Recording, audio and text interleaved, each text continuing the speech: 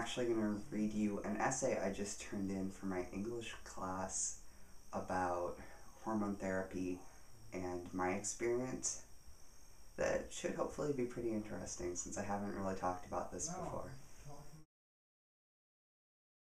The walls were a shade of neutral, ubiquitous to doctors' offices. I ignored familiar ads for support groups to quit smoking or leave an abusive same-sex partner. The anti-smoking ads made me want a cigarette. I wiggled in my chair, jotting down thoughts in a small leather notebook. I had to remember these moments, even the waiting. It sounded ridiculous to say it out loud, but this was the beginning of the rest of my life. A nurse entered. He was stocky with a bit of stubble, but something about his round face made me wonder, though I didn't ask. Sometimes I just know when I'm looking at someone like me, but most of the time, I have no idea. We compared tattoos. I had love on the inside of my left wrist, and he had last child in the same place. He showed me how to slide a needle into a practice pad, beige and riddled with holes. Then, I slid the needle into my right thigh, almost as easily, and injected my first shot of testosterone.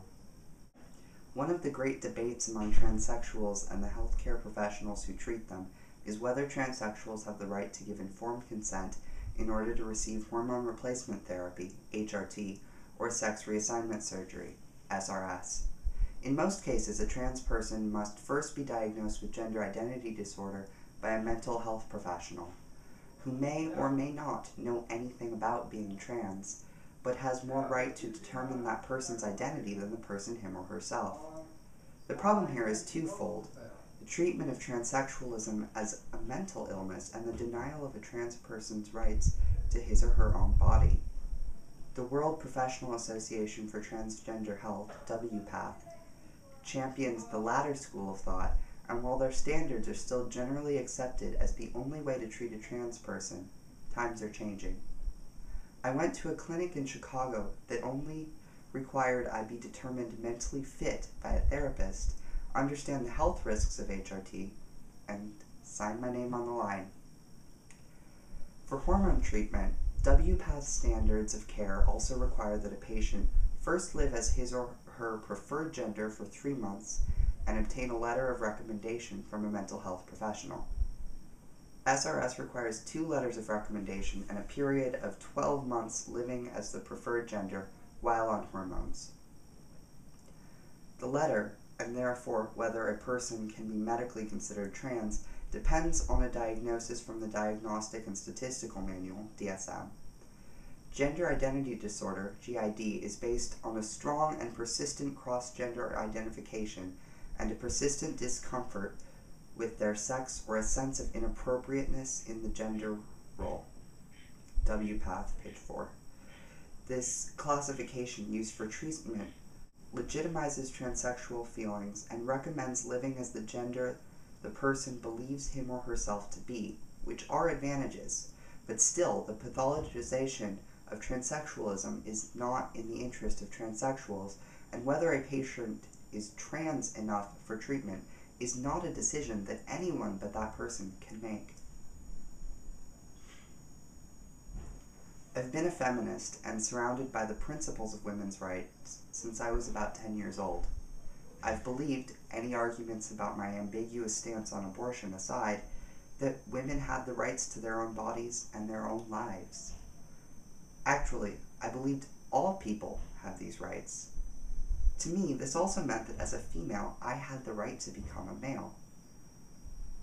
I had full rights to get a tattoo, ruin my lungs with tobacco, get a nose job or a breast implant if I could afford it, but only at a special doctor's did I have the right to inject testosterone.